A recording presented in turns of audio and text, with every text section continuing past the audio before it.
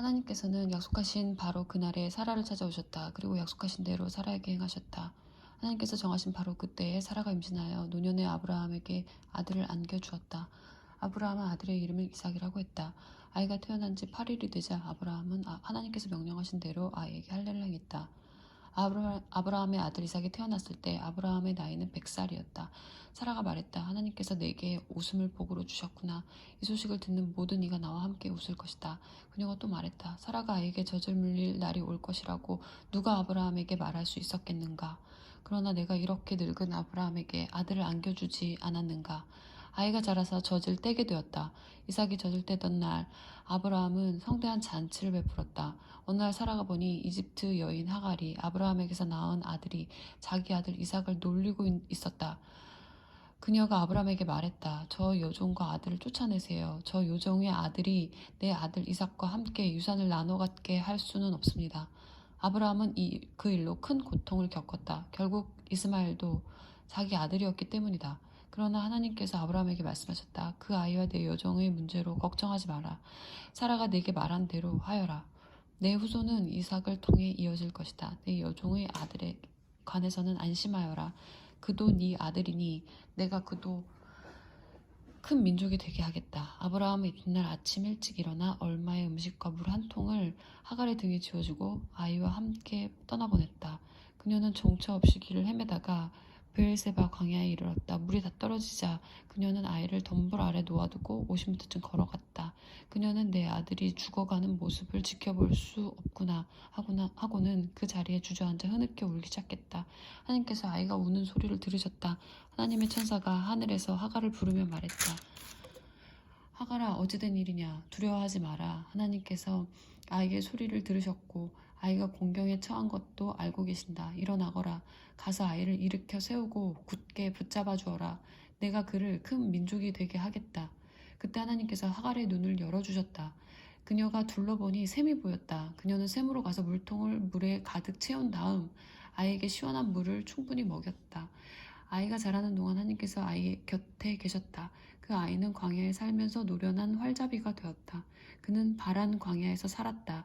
그의 어머니는 그에게 이집트 여인을 아내로 얻어주었다. 그 무렵 아비멜렉과 그의 군 지휘관 비골이 아브라함에게 말했다. 그대가 무슨 일을 하든지 하나님께서는 그대 편이요. 그러니 그대는 나와 내 가족에게 어떠한 부당한 행동도 하지 않겠다고 맹세해 주시오. 이곳에서 사는 동안 내가 그대를 대한 것처럼 그대도 나와 내 땅을 그렇게 대하겠다고 맹세해 주시오. 아브라함이 말했다. 맹세합니다. 그리고 나서 아브라함은 아비멜렉의 종들이 우물을 빼앗은 일을 그에게 따졌다. 아비멜렉이 대답하였다. 누가 그런 짓을 했는지 나는 모르오. 그대도 그 일에 대해 내게 말해준 적이 없지 않소. 오늘 처음 듣는 이야기오. 그리하여 두 사람은 계약을 맺었다. 아브라함이 양과 소를 가져다가 아비멜렉에게 주었다. 아브라함은 양떼에서 양 7마리를 따로 떼어 놓았다. 아비멜렉이 물었다. 그대가 따로 떼어놓은 이 양 7마리는 무슨 뜻이요? 아브라함이 대답했다. 이 양 7마리를 받으시고 내가 판 이 우물이 내 우물이라는 증거로 삼아 주십시오.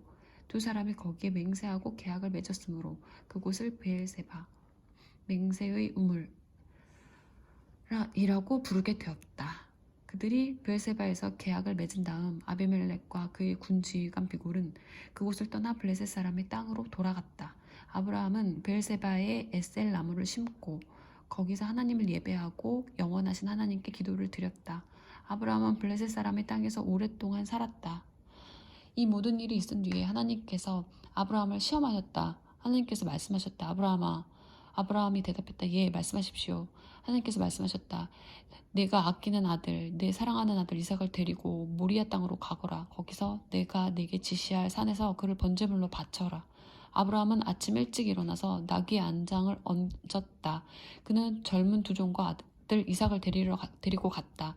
그는 번제에 쓸 장작을 쪼갠 뒤에 하나님께서 지시해 주신 곳으로 출발했다. 사흘째 되는 날에 그가 눈을 들어 바라보니 멀리 그곳이 보였다. 아브라함은 젊은 두 종에게 말했다. 이곳에서 나귀와 함께 머물러 있어라. 아이와 나는 저곳에서 예배하겠다. 그리고 나는 그리고 나서 우리가 너희에게 돌아오겠다. 아브라함은 번제에 쓸 장작을 가져다가 자기 아들 이삭에게 지우고 자신은 부싯돌과 칼을 챙겨 들었다. 두 사람은 함께 길을 떠났다. 이삭이 자기 아버지 아브라함에게 말했다. 아버지, 그래 내 아들아. 부싯돌과 장작은 있는데 번제에 쓸 양은 어디에 있습니까? 아브라함이 대답했다. 아들아, 번제에 쓸 양은 하나님께서 마련하실 것이다. 두 사람은 계속해서 걸었다. 그들이 하나님께서 아브라함에게 지시하신 곳에 이르렀다. 아브라함은 제단을 쌓고 그 위에 장작을 버려놓았다. 그런 다음 이삭을 묶어 장작 위에 올려놓았다. 아브라함이 손을 뻗어 칼을 쥐고 자기 아들을 죽이려고 했다. 바로 그때 하나님의 천사가 하늘에서 그를 불렀다. 아브라함아, 아브라함아, 예, 말씀하십시오. 그 아이에게 손대지 마라. 그 아이를 건드리지 마라. 내가 나를 위해 내 아들, 내 사랑하는 아들을 제단에 바치기를 주저하지 않았으니 내가 하나님을 얼마나 경외하는지 이제 내가 알겠다. 아브라함이 고개를 들어 살펴보니 덤불에 뿔이 걸린 순양 한 마리가 보였다. 아브라함은 그 양을 잡아다가 자기 아들 대신 번제물로 바쳤다. 아브라함이 그곳의 이름을 여호와 이레, 하나님께서 마련하신다라고 했다. 하나님의 산에서 하나님께서 마련하신다라는 말은 거기서 생겨난 것이다. 하나님의 천사가 하늘에서 두 번째로 아브라함을 불러 말했다. 내가 맹세한다. 하나님의 확실한 말씀이다. 내가 내 아들, 내 사랑스럽고 사랑스러운 아들을 아끼지 않고 내게 바쳤으니 내가 내게 복을 주겠다. 내가 반드시 내게 복을 주겠다. 내가 내 자손을 하늘의 별처럼 바닷가의 모래처럼 번성하게 하겠다. 내 후손이 원수를 물리칠 것이다. 내가 내 말에 순종했으니 땅 위의 모든 민족이 내 후손으로 인하여 복을 받게 될 것이다. 그 후에 아브라함은 젊은 종들에게로 돌아왔다. 그들은 짐을 챙겨 브엘세바로 돌아갔다. 아브라함은 브엘세바에 정착했다. 이 모든 일이 있은 뒤에 아브라함에게 소식이 들려왔다. 그대의 동생 나홀이 아버지가 되었소. 밀가가 그의 자녀를 낳았는데 맏아들은 우스, 그 아래로 부스, 그무엘, 그는 아람의 아버지다. 게셋, 하소, 빌다스, 이들랍, 부두엘, 그는 리브가의 아버지다. 이 태어났소. 밀가는 아브라함의 동생 나홀에게서 이 8아들을 낳았다. 나홀의 첫 르우마도 나홀의 4자녀 곧 데바, 가함, 다하스, 마아가를 낳았다. 사라는 127년을 살았다. 사라는 오늘날 헤브론이라 하는 가나안 땅 기럇 아르바에서 죽었다. 아브라함은 그녀를 위해 슬퍼하며 울었다. 아브라함은 죽은 아내 사라를 위해 애곡하기를 그치고 일어나서 햇사람들에게 말했다. 비록 내가 여러분 가운데 사는 이방인에 지나지 않지만 묘지로 쓸 땅을 내게 팔아서 내 아내를 안장할 수 있게 해주시기 바랍니다. 햇사람들이 대답했다. 어째서 그런 말을 하십니까? 우리와 함께 사는 당신은 이방인의 불과한 분이 아닙니다. 당신은 하나님이 세우신 지도자입니다. 우리의 묘지 가운데서 가장 좋은 곳에 아내를 안장하십시오. 우리 가운데 누구도 묘지를 구하는 당신의 부탁을 거절하지 않을 것입니다. 그러자 아브라함이 일어나서 그 땅 사람들 곧 햇사람들에게 정중히 절하며 말했다.